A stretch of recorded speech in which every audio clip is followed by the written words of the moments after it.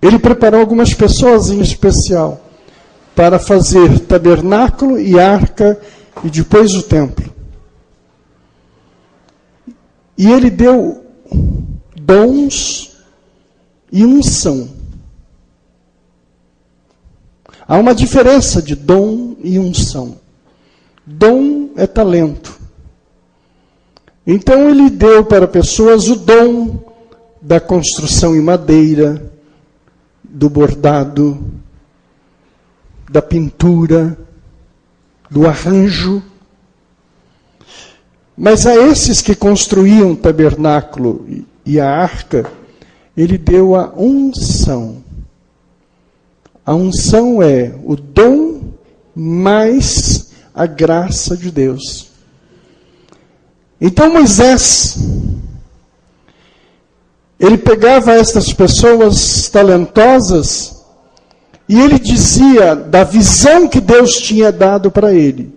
E essas pessoas eram tão perfeitas que transformavam a visão de Deus em tudo que o tabernáculo precisava. Só o dom não era suficiente. Se eu tiver o dom de pregar, não é suficiente para exercer o meu ministério. Eu tenho que ter dom e tenho que ter unção. Se eu perder a unção, se o Espírito de Deus me tirar a unção, e eu preciso estar consagrado para isso, se eu perder a unção, o dom não é suficiente. Vocês não sentem nada. É como se eu fizesse um discurso aqui, você se cansaria e ia embora. Ninguém voltaria. O dom é cansativo. Né? Se você for ver um show, é bonito, mas no dia seguinte você não tem paciência de voltar lá para ver o mesmo show. Nas coisas de Deus, não, você volta e não se cansa, porque não tem dom aqui, tem unção. O que faz a medida no teu coração é a unção de Deus que vem sobre mim, e eu falo como boca de Deus, e você tem a unção de receber. Então você recebe, e aquilo te abençoa, te faz bem. Isso é de Deus. Por isso que não configura em mim a perfeição a ponto que você diga assim, olha, né, este homem é nenhum. Se o Espírito de Deus tirar a unção e ficar só o homem, não sobra nada. Por isso que algumas religiões não toca, não fala, porque elas são repetitivas, não têm a unção de Deus. Então os artífices começam a fazer como estes irmãos construíram. E isto agrada a Deus, porque o Senhor vai dando a unção para fazer. Os cantores são abençoados não é pelo talento, mas pela unção. Renato não é abençoado porque toca ou canta, mas tem a unção de Deus. Cada um que louva tem a unção de Deus. As coisas de Deus são assim.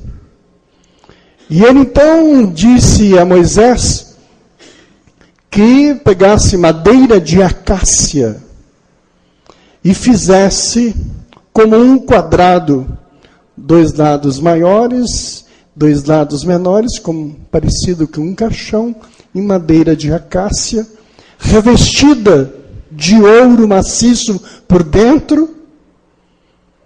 E é como a arca que vocês verão os irmãos entrar. A tampa da arca é o propiciatório. E em cima do propiciatório, 2 anjos, e na arca verdadeira, eram 2 anjos em ouro maciço de 24 quiletes. E eles estão os 2, um de frente para o outro, olhando para dentro da arca. Os anjos olhando para a presença do Shekinah, a presença do Senhor. E foi assim que a arca apareceu. Dentro da arca, alguns utensílios.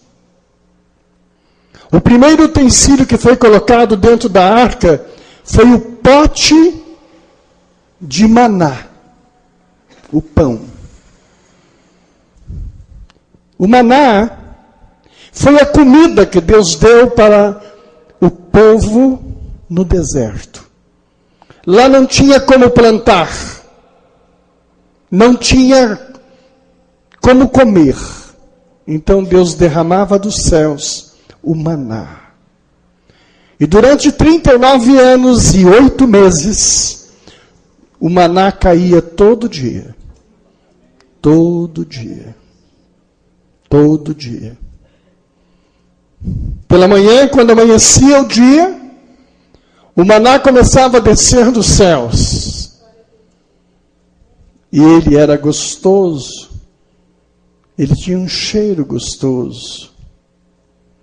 E Deus dizia: vocês podem comer quanto quiser. Vocês podem comer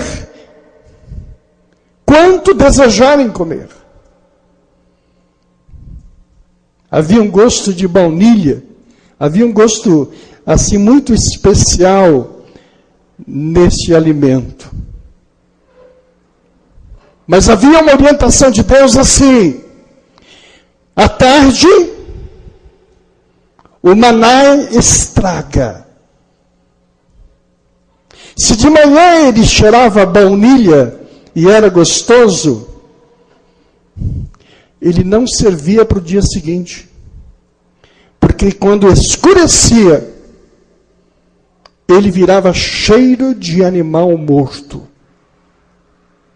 E você não conseguia comer. Então, se alguém quisesse guardar, podia. Mas ele ia às 10 horas da manhã, estava cheirando baunilha.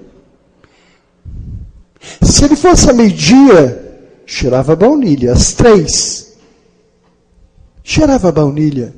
Às 4, baunilha. Mas às 6 horas, quando começava a escurecer, cheirava cachorro morto. O Senhor estava ensinando que cada dia era o seu dia. E que aquele pão era renovado. Vocês dependem de mim para comer. E eu vou sustentá-los. E o fez. Por 39 anos e 8 meses. E o povo comia. E não comia nada podre. Não comia nada mal cheiroso.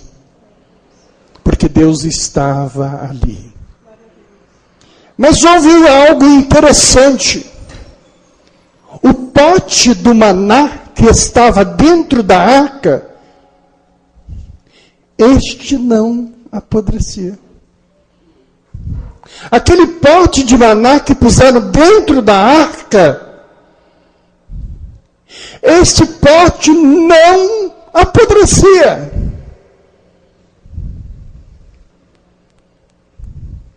Se você fosse na arca às 10 da noite, o maná estava lá. E se você fosse comê-lo, poderia. Deus quis ensinar. O maná que está dentro da arca não apodrece. Digam comigo: o maná que está dentro da arca apodrece. Não apodrece. Não apodrece. Não cheira mal. 1500 anos depois, Jesus vem pregando. E ele diz: os vossos pais comeram o maná e morreram. Os vossos pais comeram o maná e morreram. E o maná que eles comeram também apodreceu. Isso estou dizendo eu, não uma palavra. Mas Jesus diz: quem comer de mim viverá para sempre. Quem comer de mim viverá para sempre.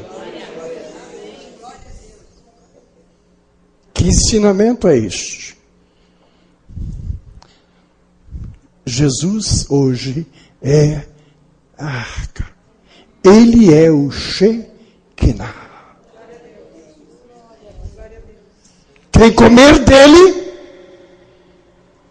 de dia ou de noite, este viverá para sempre. Essa é a explicação da vida e da morte. Quando diz assim, quem crer no Senhor nunca morrerá. É exatamente este sentido do maná. Quem tem fé no Senhor Jesus não morre. Porque o maná da arca não estraga. Diga assim, o maná da arca não estraga. Aplaude o Senhor.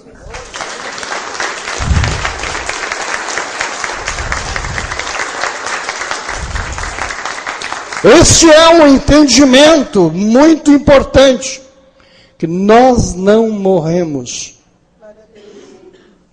Nós não morremos. E quem morre? Quem morre é maná comum, que vem de dia e à tardinha morre.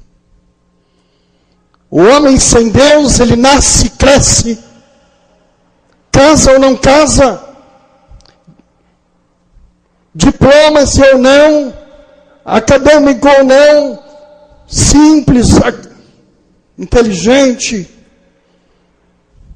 Mas quando chega um dia da validade dele, velho ou um moço, ele morre. Todo ser humano tem data de validade. Alguém passa do dia da validade? Não. Quem morre na véspera é peru. Todo mundo morre. Morre porque ele é feito para morrer. Não há como fugir da morte. Não há. Mas aqueles que estão na arca, que é o Senhor, eles passam dessa para algo melhor. Evoluem, crescem. Eu não estou falando de uma religião.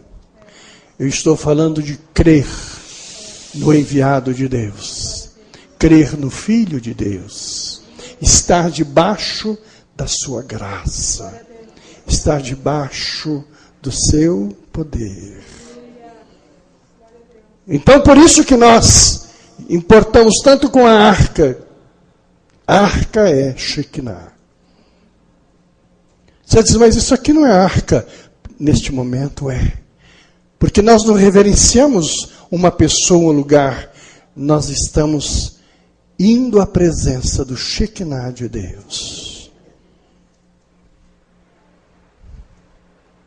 Então ele tem para nós um simbolismo muito importante.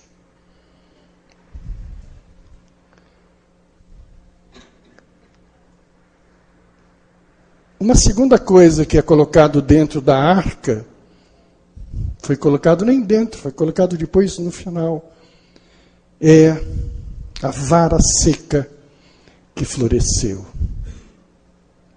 Logo em seguida disso, Deus chamou Moisés e disse, agora é a hora de nós ungirmos o primeiro sumo sacerdote.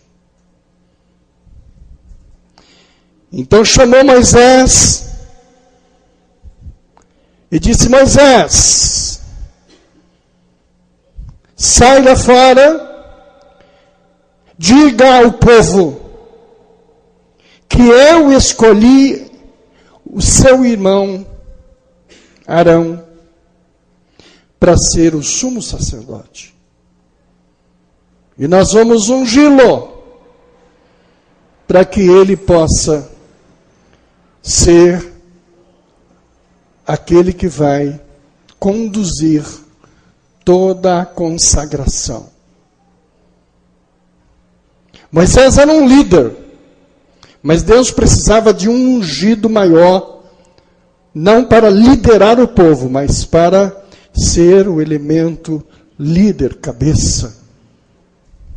O Senhor sempre separa pessoas para cada mistério. Numa igreja, todos são importantes, mas Deus separa cada um para um ofício, e Ele unge para isso. E Ele diz: Moisés, e Moisés está na presença do Shekinah, e o Senhor sai lá fora e diz que eu vou separar e ungir Arão. Moisés sai assim, ó, de costa. Moisés sai de costa, olhando para o olhar do Senhor, o Shekinah de Deus. E ele vai saindo assim, até que aqui atrás dele ele encosta na cortina. E aí então ele sai da presença do Senhor e vai falar ao povo. Por que ele saiu de costa? Saiu de costa porque ninguém vira as costas para o Shekinah de Deus. Diz amém? Amém.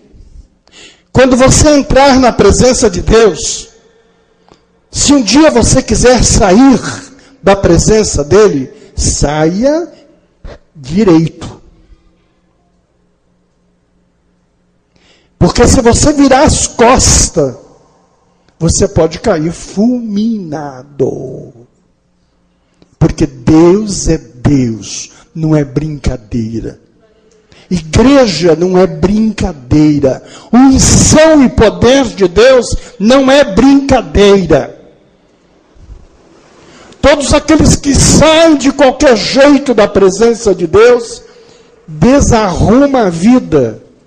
E eu não estou falando de sair da igreja ABC, estou falando de sair da presença de Deus. Não confunda a igreja com clube.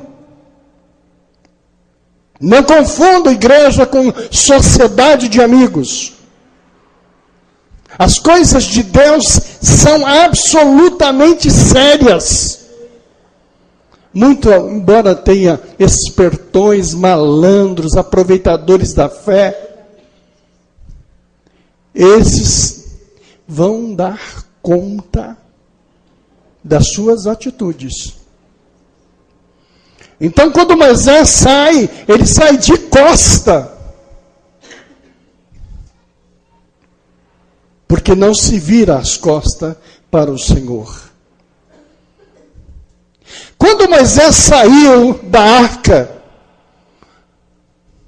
e fora da arca, haviam 2 milhões de homens, mulheres e crianças em pé, esperando.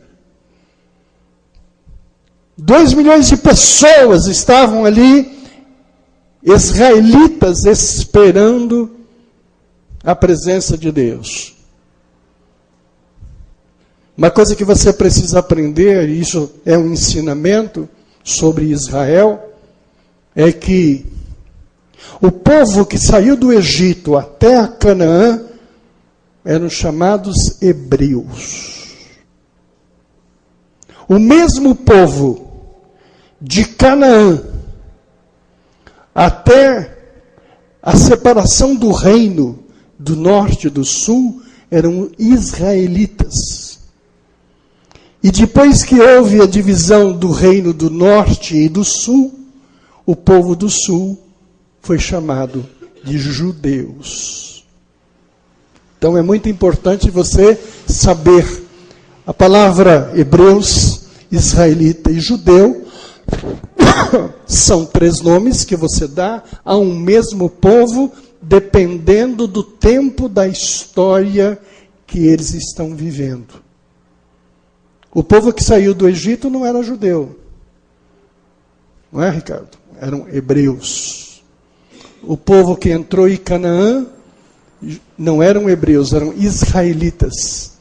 E o povo que ficou no Reino do Sul são chamados de judeus. Quando ele saiu e encontrou 2 milhões de israelitas ali, à frente do tabernáculo, ele diz: Deus mandou dizer que Arão será ungido. Sabe o que aconteceu? 2 milhões de pessoas murmuraram. Que é isso? Agora o homem virou dono da coisa. Começou o nepotismo. Nepotismo não é só em Brasília, não. Você sabe o que é nepotismo? É você botar os irmãos para ir arrumando cargo. Renatão, meu irmão, vai ser executivo, assessor. O povo diz: só vai botar irmão para ser sacerdote, não pode dar oportunidade para outro. Povo pegou pedra.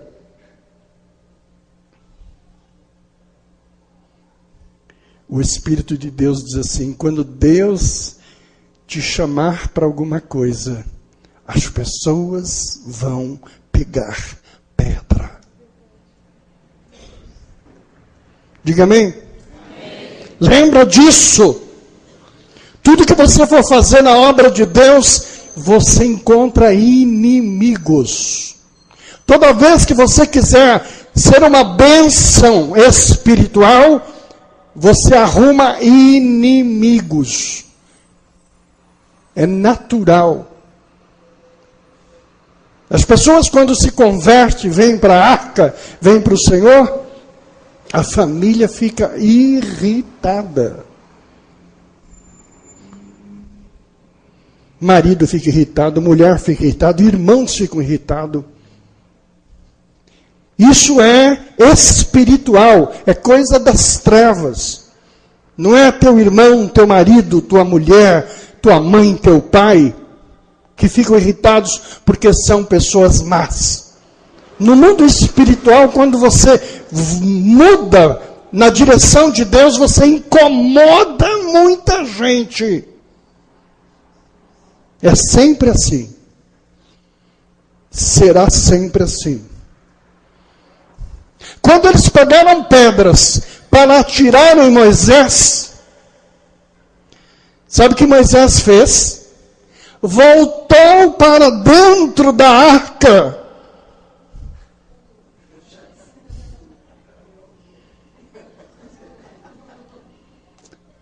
É o que você tem que fazer.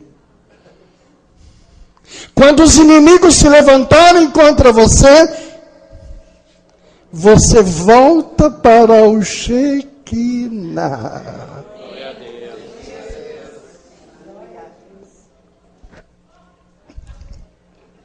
Por isso que eu não fico bravo quando alguém fica bravo comigo.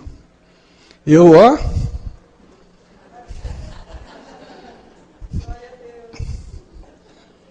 até melhorar. Não bate boca, não briga, não fica nada, não vai chorar, não vai desistir. Eu vou embora. Eu não volto mais. Ninguém me ama. Ninguém gosta de mim. Quando eu sinto que você é apedrejado, eu volto para o Senhor. O Espírito de Deus está ensinando você.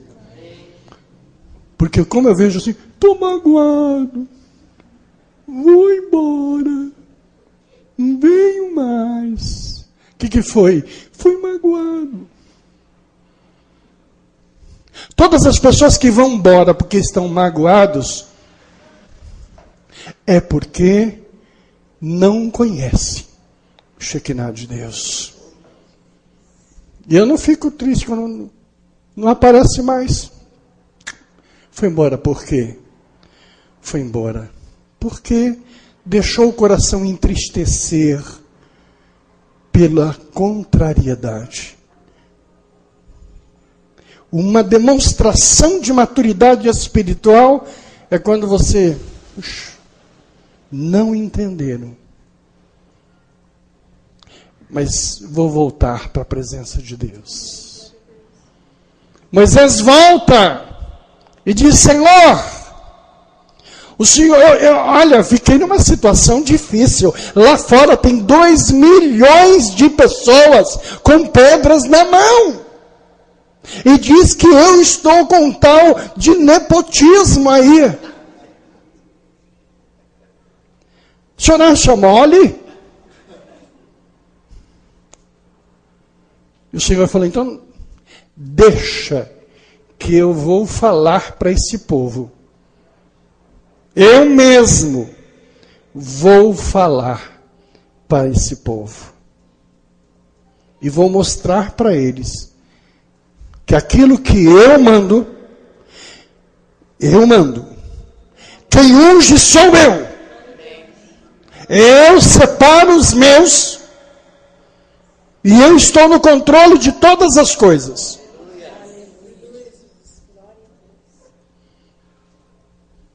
E ele disse: Moisés, mostra a tua mão.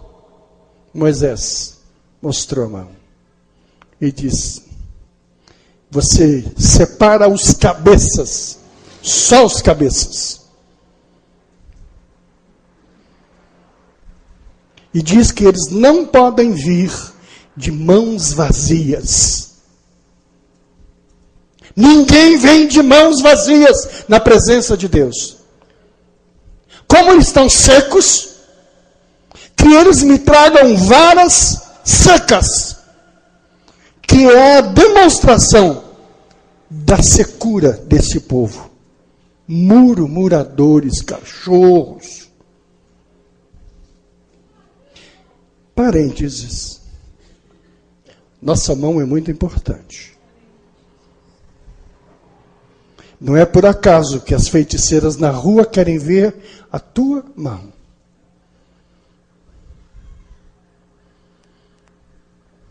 Nas nossas mãos estão escritas todas as coisas que nós fizemos. Não é que vamos fazer. O diabo vem pela feiticeira, pela vidente, e diz que vê as coisas que vão acontecer. Isso é demoníaco. Mas nas nossas mãos estão marcados todas as coisas que nós fizemos. Para você ter uma ideia como a mão é importante, Davi queria construir o templo. E o Senhor falou: mostra as tuas mãos. Mostra a mão. Isso. Você não pode construir o templo, porque as tuas mãos estão cheias de sangue que você derramou. Então o teu filho vai construir o templo, você não vai construir. Nas tuas mãos está tudo que você fez. Quando o Senhor Jesus, 1500 anos depois, ele apanhou em todo o seu corpo. Os sinais dos cravos do corpo, todos, saíram. O único sinal que ele deixou foi o sinal das mãos. Você sabe por que ele deixou o sinal das mãos? Porque toda vez que alguém dizer: Jonas Góes, o diabo vai dizer assim: pecador, está condenado, é digno de morte. O Senhor vai levantar do trono e diz: ele está salvo. E alguém vai perguntar: salvo por quê? Ele vai levantar as mãos e: olha o sangue das minhas mãos.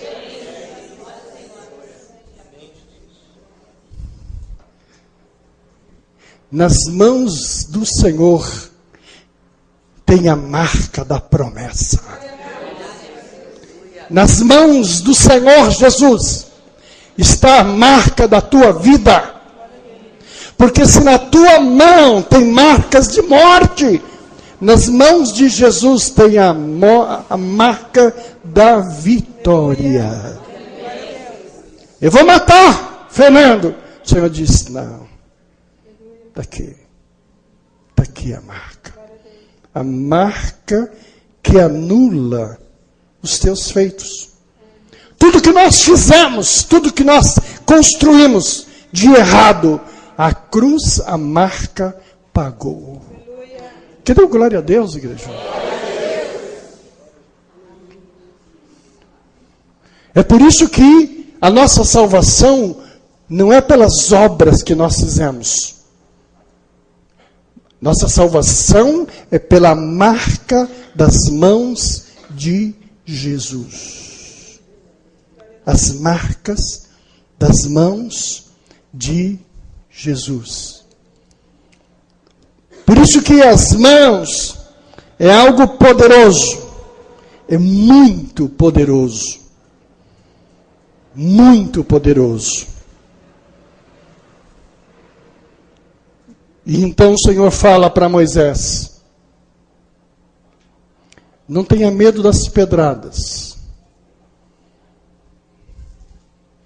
Eu te escolhi. Eu vou lá falar. Eu vou lá falar. E foi o que aconteceu.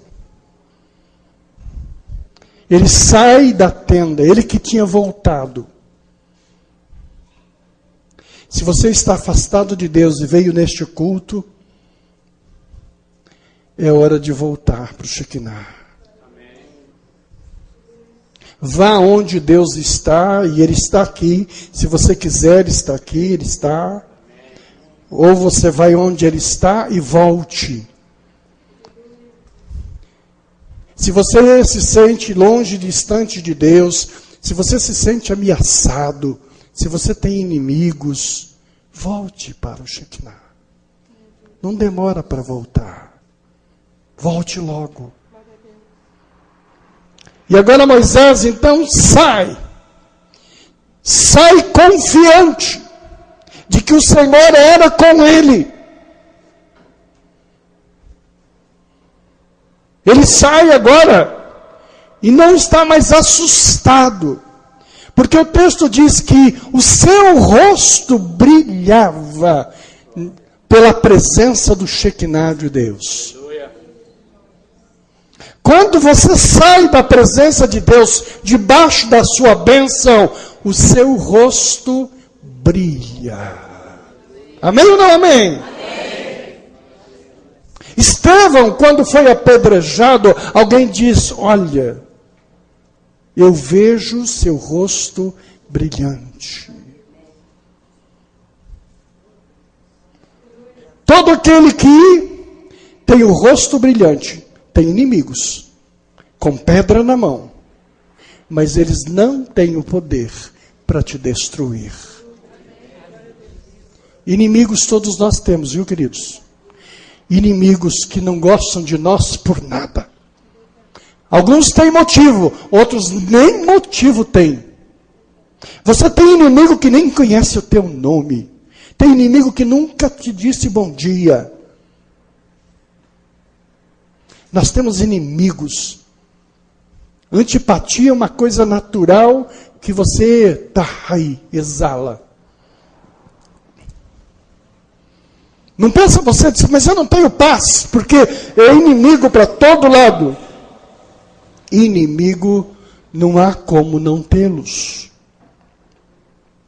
Para onde você olhar, tem inveja, tem domínio, tem maledicência, tem calúnia, tem. Você diz, mas é porque você é muito bonito. Se você for feio, você tem inimigo também. É porque você é muito rico. Se você for pobre, você tem inimigo também. Não tem jeito. Você pode ser astrábico, torto, nariz grande, a orelha grande. Você pode ser uma maravilha de estética. Você tem inimigo. A diferença é, o teu rosto brilha ou não brilha? Se brilha pela Shekinah de Deus, os inimigos, ora, inimigos, vão ficar com a pedra na mão, vão ficar com orgulho na mão, vão ficar com ciúme na mão, vão ficar com a inveja na mão. Problema deles. Inimigo é que nem piolho. Sempre quando for o último, ele procria e cresce na cabeça do outro e vai embora e, sabe, morre milhões e nasce milhões. Não tem como matar piolho. Mas que ele vai fazer cria na cabeça dos outros. Na sua cabeça não faça. Mas a luz do Senhor se veja em você. E aí então, o Senhor fala, manda eles virem com a mão, com as varas secas. E ele diz, me chame os cabeças, aqueles que são os maiorais das tribos. Parênteses, Deus não fala com rabo, Deus fala só com cabeça. Diga glória a Deus. Quem diz assim, eu nunca vi falar, eu nunca vi a presença, nunca senti a presença de Deus. Você diz, muito bem, rabo. É rabo. É cauda. É cauda. Porque Deus, quando fala, Ele fala com cabeça. Diga, eu sou cabeça. Não cauda.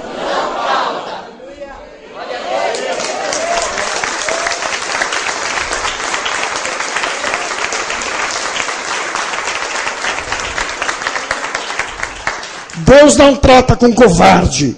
Deus não trata com medroso. Deus não trata com amarelhão, com Zé Mané. Não escreve Zé Mané, viu?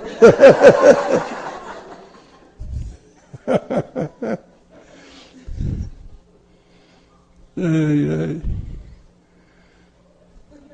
Ele, coitado, ele fica aqui porque milhões de pessoas estão esperando para ouvir essa mensagem. E é interessante. Ele escreveu na mensagem, haja sem H.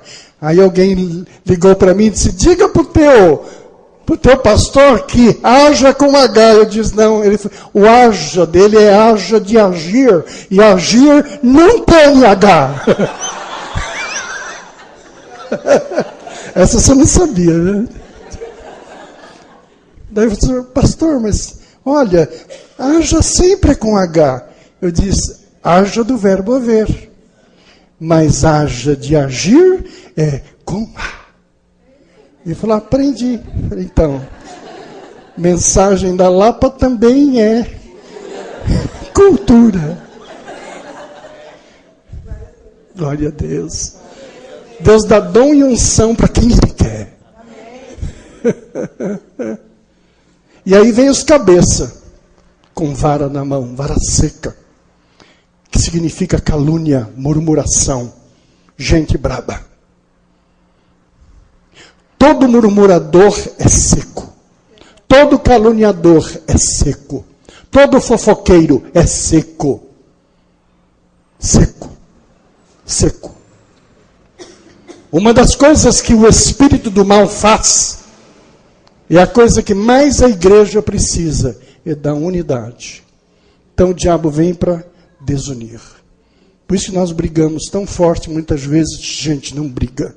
Gente, não fale. Gente, não fale. Porque a unidade é a coisa principal da nossa vida. Ele divide, porque dividindo, ele quebra. Se nós brigarmos entre nós, quebra. Quebra a igreja, quebra a família, quebra tudo. Nosso segredo, a nossa força é a unidade. Por isso que ele diz, toda fofoca, toda murmuração, toda polêmica, toda aquilo que desune é maligno. Repreenda. E o Senhor manda vir varas secas. Você tem convivido com muitas varas que são secas. E conviver com vara seca é problemático. Tem jeito? Tem. Só se vier para a arca. Eu na quarta-feira preguei aqui, por que Jesus era carpinteiro? E eu vou repetir, porque muita gente não vem na quarta. Jesus era carpinteiro, porque ele queria quebrar uma lei que dizia, todo pau que nasce torto, morre torto. Ele fala assim, pois eu vou ser carpinteiro. Por quê, pastor? Porque diz, todo pau que nasce torto, eu endireito. Mas ele tem que entrar na arca. É torto? Tudo bem.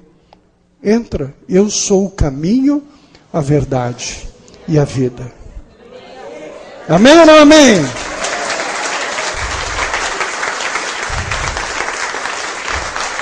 O meu Deus é o Deus que endireita o torto.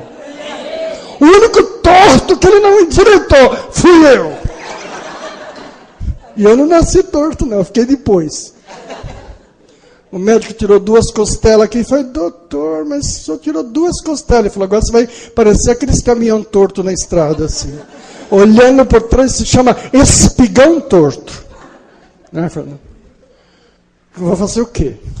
Eu prefiro ser tortinho, mas viver uns anos bons, porque direitinho eu teria morrido no ano de 1965. Foi quando eu fiquei tortinho para viver. Mas fora esse tortinho para viver, Jesus endireita todos os tortos. Minha tortura virou charme. Por isso ele era carpinteiro. Senão ele podia ser qualquer coisa.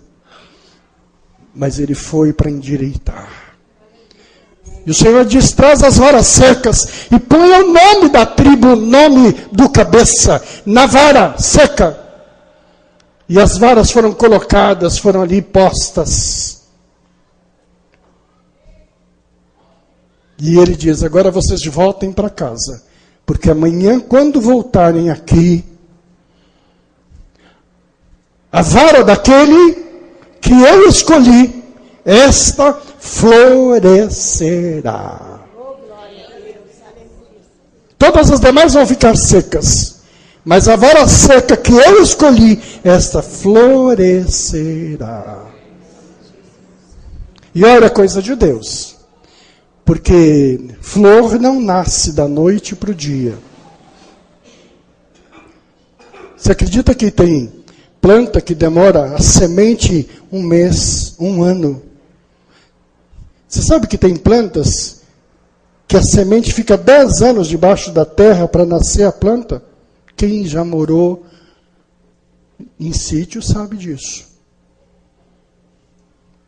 Mas aquela vara que o Senhor escolheu floresceu durante a noite.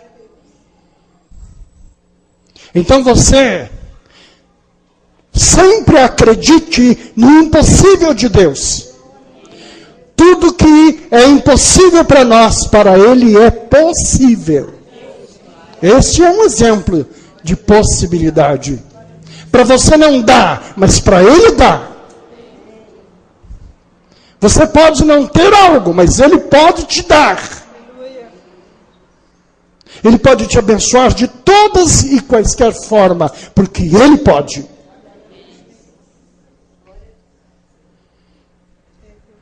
Uma vez no Paraná, eu ungi uma senhora com câncer. E eu fiz uma das coisas mais tristes da minha vida. Porque eu não sabia que ela tinha câncer. E aquele povo enorme, numa cidade chamada Umuarama. E aquele povo levantou. E aquela moça, uma mulher, 30 anos, e ela veio e pediu uma unção. Mas ela tinha algo na cabeça, como se fosse um chapéu. E eu disse para ela, irmã, por favor, tire o chapéu, porque eu não vou ungir teu chapéu. Eu vou ungir a senhora. Em respeito a Deus, tire o seu chapéu. E ela disse, não posso, pastor. Eu disse, por que não pode? Vai desmanchar o cabelo? Ele disse, não tenho cabelo. Estou careca pelos exames, pelo tratamento quimioterápico. E eu não tenho um pelo no corpo. E eu fiquei assim, disse, oh Deus, tem misericórdia desse pastor aqui, que precisa aprender muita coisa ainda. Vou ter tempo para isso, se eu vou ter, me ensina, me deixa melhorar. Sabe, a gente é muitas vezes metódico. Ah, isso não pode, isso não pode, isso não pode. E eu fui aprendendo com o tempo da vida que você precisa ser flexível, atento, paciente.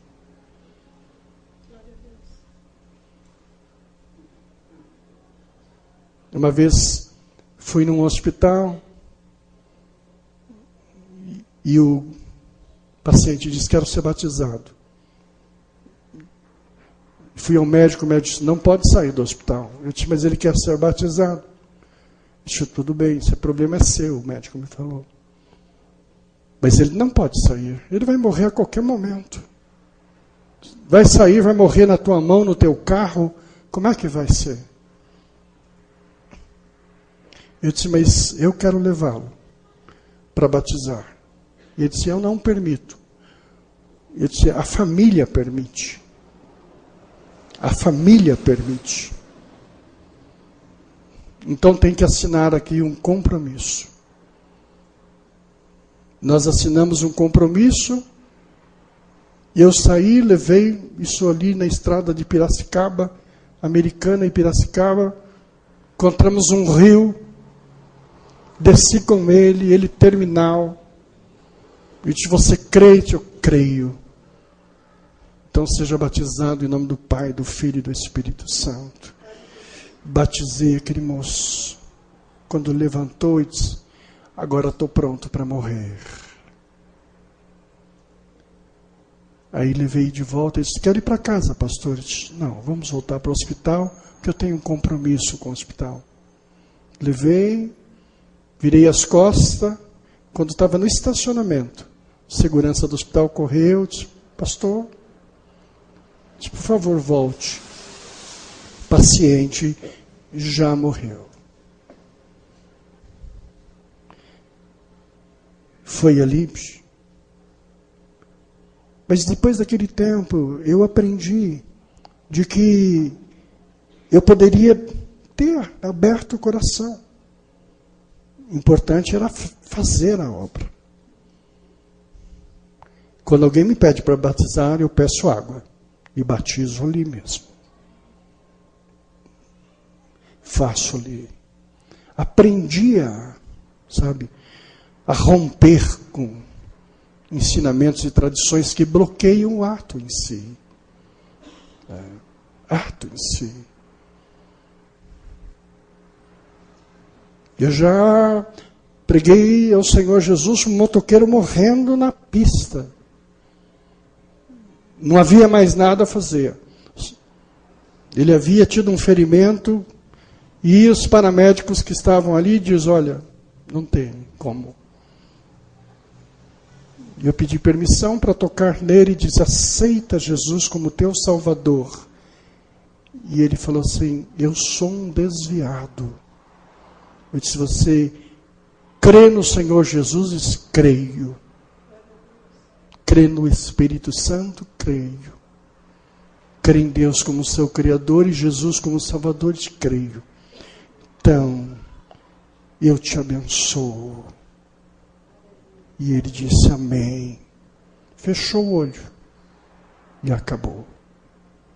Na vida pastoral eu tenho tido estes momentos assim.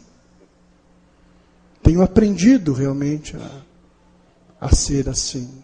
Tenho visto a benevolência de Deus, a riqueza do amor de Deus e de como Ele age. O dia representa a vida, os afazeres, a luta. A noite tem uma representação espiritual que representa angústia, aflição. É por isso que o salmista diz que pela noite vem amargura, tristeza e tal, mas a alegria vem pela manhã. Depois de uma noite vem um dia. Por isso o Senhor falou assim, volte amanhã. Ele estava dizendo assim, hoje é dia de luta, mas amanhã é dia de florescer. Sempre saiba que você vai ter dia e noite, vida e aflições. Todos nós aqui. Ninguém vai passar a vida só tendo alegrias. Como ninguém vai passar na vida somente tendo aflições. Tem dia e tem noite. Tem dia e tem noite. Quando eles chegaram de manhã, 2 milhões de pessoas na frente do tabernáculo e da arca chegaram. A vara seca, havia uma vara. Eram 12 varas. Uma para cada tribo de Israel. Cada cabeça colocou a sua tribo. Seca, seca, seca, seca, seca. Até a última vara, a vara de Arão. Quando pegou a flor,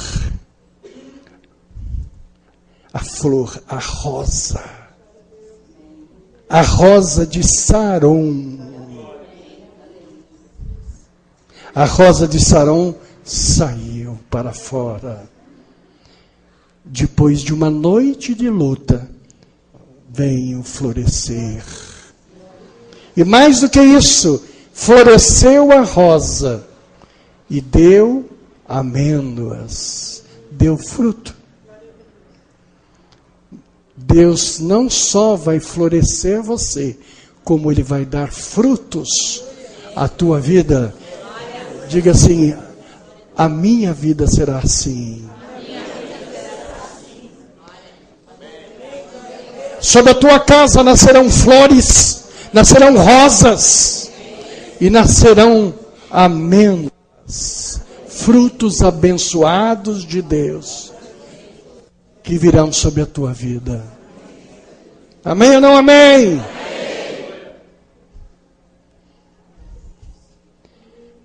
O Senhor Jesus é um exemplo disso. Morreu ali na cruz, mas não morreu, não acabou. É como alguém te espere o amanhã. 3 dias depois, ele floresceu. Nós não morremos, nós florescemos. Não precisa revelar crente, porque ele floresce. todos os teus amados que partiram para a glória não morrerão. Eles florescerão.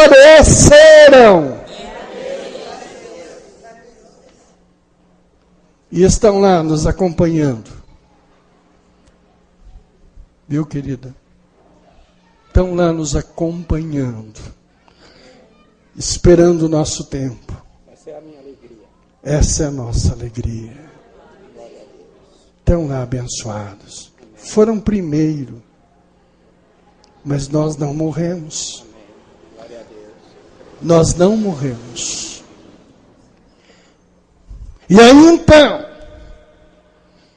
o Senhor disse a Moisés: chamarão e unge. E aí chamaram a Arão e ungiram. Tem o Salmo 133 aí? Salmo 133 fala sobre a unção arônica de Arão.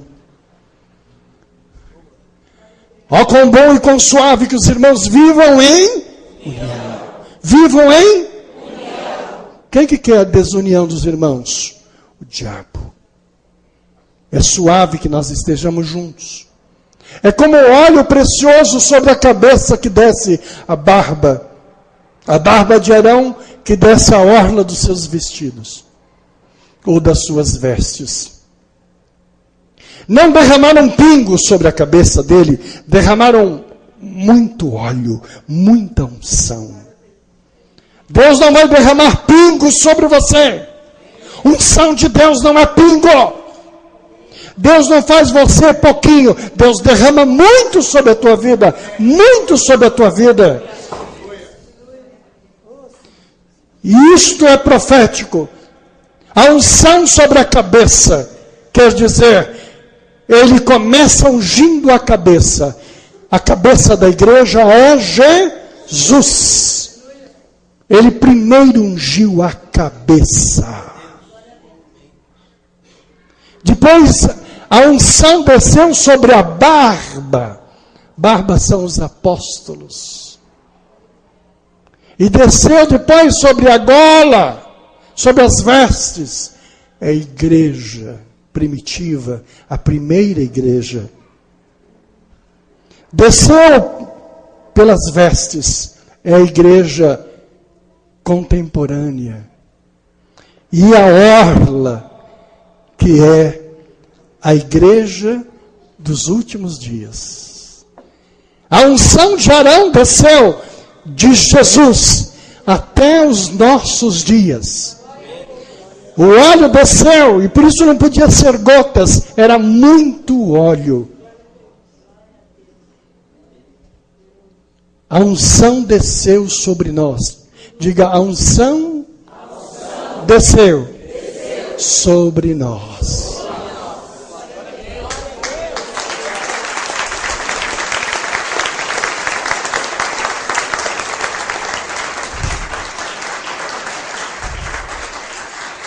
Depois da unção, pegaram um cajado, porque todo sacerdote precisa de madeira.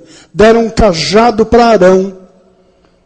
E no primeiro nome em cima do cajado, escreveram o nome de Arão. E ele foi o sumo sacerdote com seu cajado identificado com o seu nome. Quando um morria, o que sucedia? Colocava o seu nome abaixo do nome daquele que antecedia. E todo sacerdote, quando ia ser mudado, o antecessor rasgava suas vestes. Significava, o meu tempo acabou. E Deus levantava o sacerdote que vinha depois. E foi assim. 1500 anos depois, Jesus está sendo crucificado. E havia naquela época um sumo sacerdote. O sumo sacerdote se chamava Caifás. Ele era detentor de toda a autoridade. E ele quis ver Jesus. Se eu quero saber quem é esse pregador. E quando Caifás chega perto de Jesus, ele para e diz: você é o Filho de Deus? Eu estou lhe perguntando, você é o Filho de Deus? Jesus diz: sim, eu sou o Filho de Deus. E Caifás diz assim: blasfêmia! Ninguém diz que é o Filho de Deus. E ele pegou o cajado dele, jogou no chão, pegou as suas vestes e rasgou. E quando ele rasgou as vestes, se cumpriu a lei que diz: quando o sacerdote rasgar as suas vestes, o tempo dele acabou. Quem passou a ser o sucessor? Jesus. O último nome do cajado de todos os sacerdotes em 1500 anos era o daquele que ele acabava de rasgar-se. Jesus então se tornou o sumo sacerdote. Por isso, queridos, hoje dizem que nós temos um sumo sacerdote. O sumo sacerdote é Jesus Cristo. Na terra não tem nenhum sumo sacerdote. Ninguém que se apresente como sumo sacerdote tem a unção de Deus sobre ele. Você encontra gente com cajado aí. Está cheio. É imitação. Imitação. É made in China. Tá? Desculpe. Sabe? É como isso que estão lutando para acabar aí, que é pirataria. Não escreve isso que dá processo. Jesus é o sumo sacerdote. Sumo sacerdote. Não há outro. Mas e Jesus teve cajado? Teve.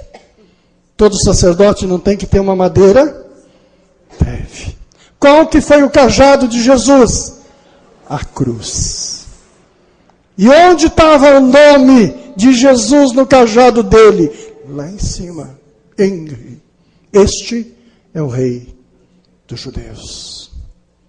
Quem colocou aquilo lá nem podia imaginar que ele estava dando nome ao cajado do Senhor. Mas o cajado valeu por 3 dias, porque era uma vara seca, porque levava os nossos pecados, levava as nossas transgressões, mas ao 3º dia, abriu a porta, e o Senhor saiu em glória para todo sempre. Amém.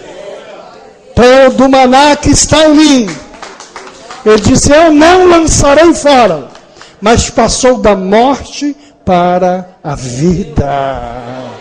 Dá glória a Deus aí.